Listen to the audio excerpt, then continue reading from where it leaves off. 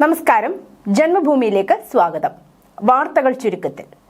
സുഹൃത്തുക്കൾക്കൊപ്പം പമ്പാ നദിയിൽ കുളിക്കാനിറങ്ങി ഒഴുക്കിൽപ്പെട്ട് കാണാതായ വിദ്യാർത്ഥികളുടെ മൃതദേഹം കണ്ടെത്തി. മൈലപ്പുറ വടക്കേമറ്റപ്പള്ളിയിൽ ബിജു വർഗീസിന്റെ മകൻ ക്രിസ് ബിജു, കോന്നി വെള്ളപ്പാറ കിടങ്ങയിൽ വീട്ടിൽ ബിനുവിന്റെ മകൻ ജോഷിൻ ബിനു എന്നിവരാണ് മരിച്ചത്. ഇരുവർക്കും 17 വയസ്സായിരുന്നു. ഇരുവരും മൈലപ്പുറ മൗണ്ട് ബെത്തനി സ്കൂളിലെ +2 വിദ്യാർത്ഥികളാണ്. ഇന്നലെ വൈകിട്ട് 5:30യോടെയാണ് സുഹൃത്തുക്കളായ 10 പേർ റാന്നി ഐത്തലയിലെ കളരിക്കൽ കടവിൽ കുളിക്കാനെത്തിയത്.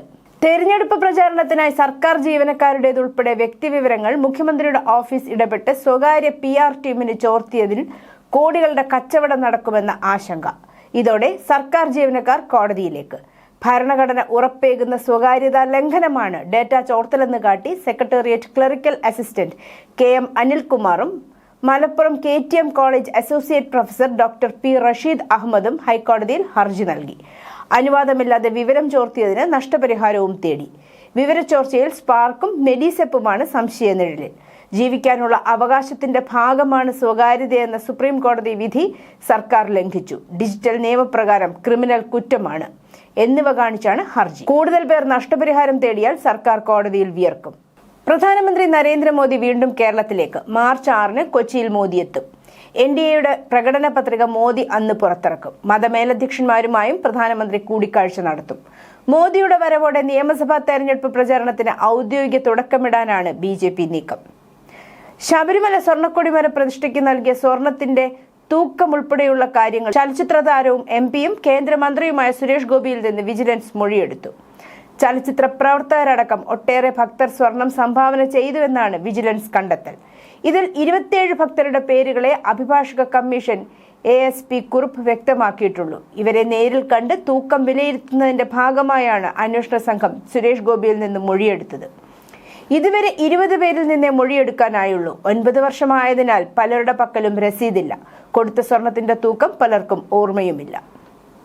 അഹമ്മദ് ദേവർകോവിലിൽ MLAക്ക് നിരോധിത മതഭീകര സംഘടനയുമായുള്ള ബന്ധത്തെക്കുറിച്ച് അന്വേഷണം നടത്തണമെന്നാവശ്യപ്പെട്ട് BJP MLA ഓഫീസിലേക്ക് പ്രതിഷേധ മാർച്ച് നടത്തി. മാർച്ച് ഉദ്ഘാടനം ചെയ്ത BJP സംസ്ഥാന സെൽ കോർഡിനേറ്റർ VK സജീവ്. മുഖ്യമന്ത്രി പിണറായി വിജയനാണ് അഹമ്മദ് ദേവർകോവിലിന്റെ സംരക്ഷകനെന്ന് VK സജീവൻ ചൂണ്ടിക്കാട്ടി. പാർട്ടിക്കുള്ളിൽ നിന്നും അഹമ്മദ് ദേവർകോവിലിനെതിരെ പരാതി ഉയർന്നു കഴിഞ്ഞു. മന്ത്രിക്ക് PFI പോലെയുള്ള തീവ്രവാദ സംഘടനകളുമായി ബന്ധമുണ്ടെന്നുള്ളത് ഗൗരവതരമായതാണ്. ഇതിൽ സമഗ്ര അന്വേഷണം ആവശ്യമാണ്.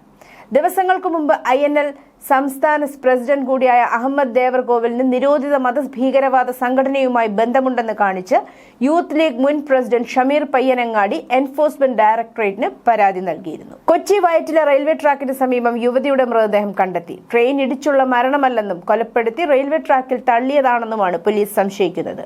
യുവതിയുടെ ശരീരത്തിൽ പരിക്കുകളുണ്ട്. മൃതദേഹത്തിന് സമീപത്ത് നിന്ന് മൊബൈൽ ഫോൺ കണ്ടെത്തി. ആരാണ് മരിച്ചതെന്ന് വ്യക്തമല്ല.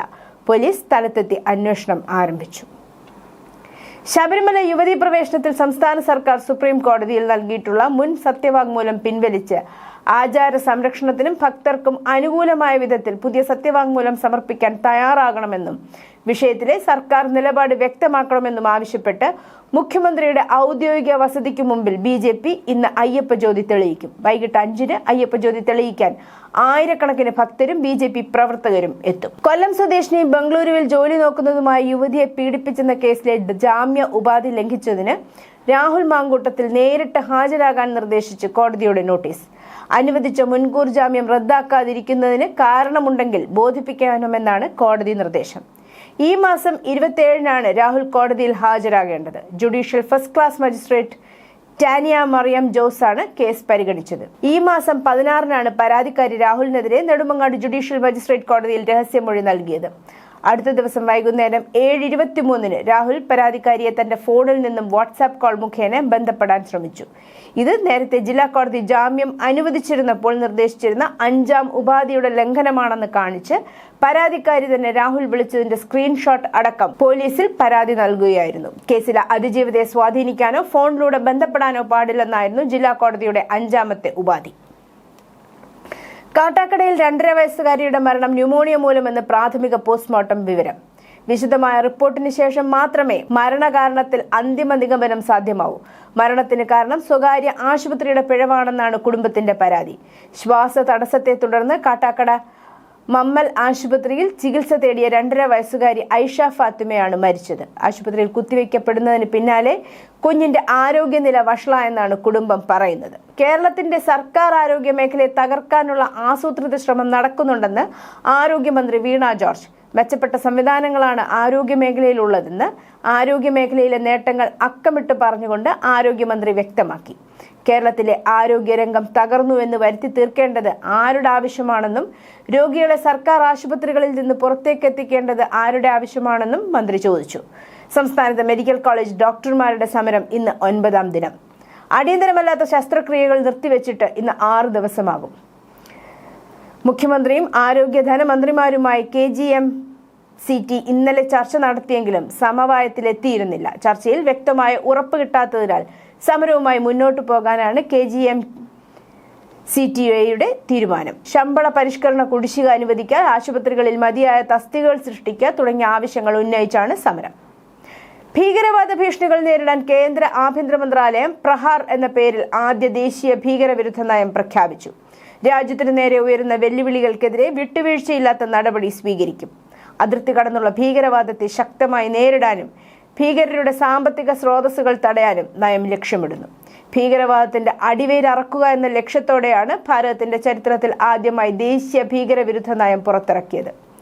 ഭീകരതയുടെ എല്ലാ രൂപത്തെയും കുറ്റകരമായി കണ്ടുകൊണ്ട് വിട്ടുവീഴ്ചയില്ലാത്ത നടപടി സ്വീകരിക്കുമെന്ന് നയത്തിൽ വ്യക്തമാക്കുന്നു. അതിർത്തി കടന്നുള്ള വെല്ലുവിളികളെയും ശക്തമായി പ്രതിരോധിക്കും.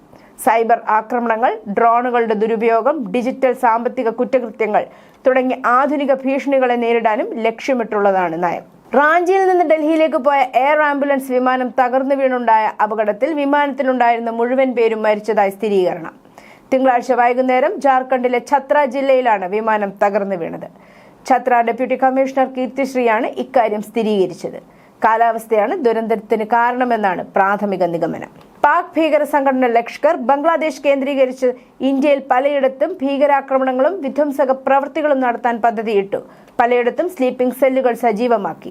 കഴിഞ്ഞ ദിവസം തമിഴ്നാട്ടിലെ തിരുപ്പൂരിലും പശ്ചിമ ബംഗാളിലും അറസ്റ്റിലായ 8 ബംഗ്ലാദേശികളാണ് വിവരം വെളിപ്പെടുത്തിയത്. പ്രതികളുടെ ഫോണുകളിൽ നിന്ന് ഭീകരാക്രമണ പദ്ധതിയുടെ തെളിവുകൾ ലഭിച്ചു. ഷെയ്ഖ് ഹസീന അധികാരത്തിൽ നിന്ന് പുറത്തായ ശേഷമുള്ള സാഹചര്യം ഭീകരർ മുതലെടുക്കുകയായിരുന്നു. പണ്ട് ഇന്ത്യ കെട്ടിപ്പൂട്ടിവെച്ച സ്വപ്നമായിരുന്നു കാവേരി എഞ്ചിൻ. അന്നത്തെ സന്ദേശങ്ങളോട് കേന്ദ്ര പ്രതിരോധ മന്ത്രി രാജ്നാഥ് സിംഗ് അതിവേഗം ഇപ്പോൾ പ്രതികരിച്ചു. പ്രതിരോധ രംഗത്തെ മേക്ക് ഇൻ ഇന്ത്യ പദ്ധതിയിൽ കാവേരി എഞ്ചിന്റെ നിർമ്മാണം കൂടി ഉൾപ്പെടുത്തിയെന്നും വൈകാതെ കാവേരി എഞ്ചിൻ എന്ന സ്വപ്നം യാഥാർത്ഥ്യമാകുമെന്നും ഇതിനാവശ്യമായ ഫണ്ട് നീക്കിവെച്ചതായും അദ്ദേഹം അറിയിച്ചിരുന്നു. ഇന്ത്യ തദ്ദേശീയമായി നിർമ്മിക്കുന്ന യുദ്ധവിമാനത്തിന് പറക്കാൻ ആവശ്യമായ യന്ത്രം, അതാണ് ഇന്ത്യയുടെ പ്രതീക്ഷയായ കാവേരി എഞ്ചിൻ. നീറ്റ് മത്സര പരീക്ഷയ്ക്ക് തയ്യാറെടുക്കാൻ നിരന്തരം സമ്മർദ്ദം ചെലുത്തിയതിനെ തുടർന്ന് ലക്നൌവിലെ വീട്ടിൽ 21 വയസ്സുള്ള മകൻ പിതാവിനെ വെടിവെച്ച് കൊന്ന് മൃതദേഹങ്ങൾ കഷണങ്ങളാക്കി ഡ്രമ്മിനുള്ളിൽ ഒളിപ്പിച്ചതായി പോലീസ് പറഞ്ഞു. ഫെബ്രുവരി 20-ന് ഒരാളെ കാണാതായതായ റിപ്പോർട്ട് രജിസ്റ്റർ ചെയ്യപ്പെട്ടതിനെ തുടർന്ന് വർദ്ധമാൻ പത്തോളജി ഉടമയായ മാനവേന്ദ്ര പ്രതാപ് സിംഗിന്റെ മൃതദേഹം വീട്ടിലെ ഡ്രമ്മിനുള്ളിൽ നിന്നും കണ്ടെടുത്തു. തുടർന്ന് സിംഗിന്റെ മകൻ അക്ഷത് പ്രതാപിനെ ചോദ്യം ചെയ്യുന്നതിനായി ഉദ്യോഗസ്ഥർ കൊണ്ടുപോയപ്പോൾ ഇയാൾ പൊട്ടിക്കരഞ്ഞുകൊണ്ട് തന്റെ പിതാവിനെ കൊന്നതായി സമ്മതിച്ചു. ഈ മാസം ആദ്യം LCA തേജസ് യുദ്ധവിമാനം തകർന്നു വീണുവെന്ന വാർത്തകൾ ഹിന്ദുസ്ഥാൻ എയറോനോട്ടിക് ലിമിറ്റഡ് നിഷേധിച്ചു. സംഭവം ഒരു അപകടമല്ലെന്നും നിലത്തുണ്ടായ ഒരു ചെറിയ സാങ്കേതിക പ്രശ്നത്തിൽ മാത്രമായി പരിമിതപ്പെടുത്തിയെന്നും പറഞ്ഞു. എക്സിൽ പങ്കിട്ട ഒരു പ്രസ്താവനയിൽ വിമാനത്തെക്കുറിച്ചുള്ള സമീപകാല റിപ്പോർട്ടുകൾക്ക് ശേഷം വസ്തുതാപരമായ വിശദീകരണം പുറപ്പെടുവിക്കുകയാണെന്ന് HAL പറഞ്ഞു.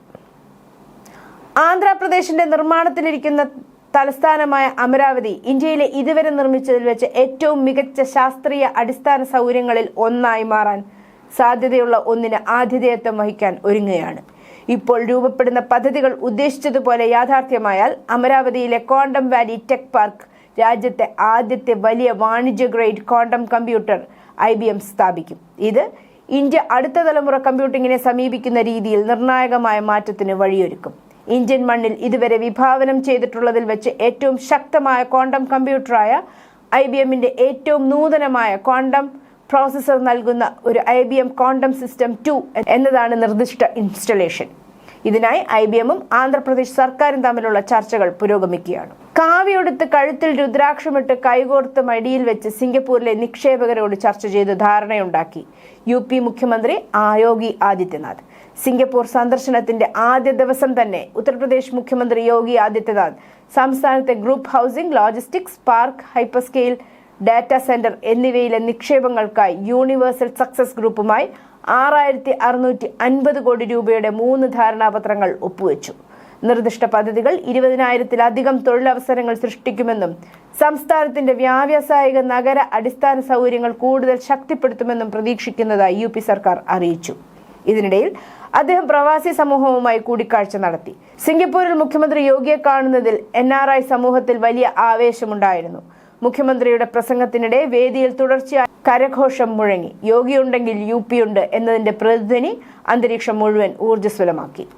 US സുപ്രീം കോടതി തന്റെ സിഗ്നേച്ചർ താരിഫ് ഭരണം റദ്ദാക്കിയതിന് ദിവസങ്ങൾക്ക് ശേഷം പ്രസിഡന്റ് ഡൊണാൾഡ് ട്രംപ് അമേരിക്കയുമായി അടുത്തിടെ ചർച്ച ചെയ്ത വ്യാപാര കരാറുകളിൽ നിന്ന് രാജ്യങ്ങൾ പിന്മാറരുതെന്ന് മുന്നറിയിപ്പ് നൽകി. കളി കളിക്കാനുള്ള ഏതൊരു ശ്രമവും കടുത്ത ശിക്ഷകൾക്ക് കാരണമാകുമെന്നും അദ്ദേഹം പറഞ്ഞു. അന്തരിച്ച ജെഫ്രി എപ്സ്റ്റീനുമായുള്ള ബന്ധത്തെ തുടർന്നുണ്ടായ ഒരു മോശം പെരുമാറ്റ അന്വേഷണത്തിൽ അമേരിക്കയിലെ മുൻ UK അംബാസിഡർ പീറ്റർ മണ്ടൽസനെ ബ്രിട്ടീഷ് പോലീസ് തിങ്കളാഴ്ച അറസ്റ്റ് ചെയ്തു. എപ്സ്റ്റീനുമായുള്ള സൗഹൃദം മുൻ രാജകുമാരൻ ആൻഡ്രൂവിനെ പോലീസ് കസ്റ്റഡിയിലെടുത്തതിന് ദിവസങ്ങൾക്ക് ശേഷമാണ് ഈ സംഭവ വികാസം. News desk Janmabhumi.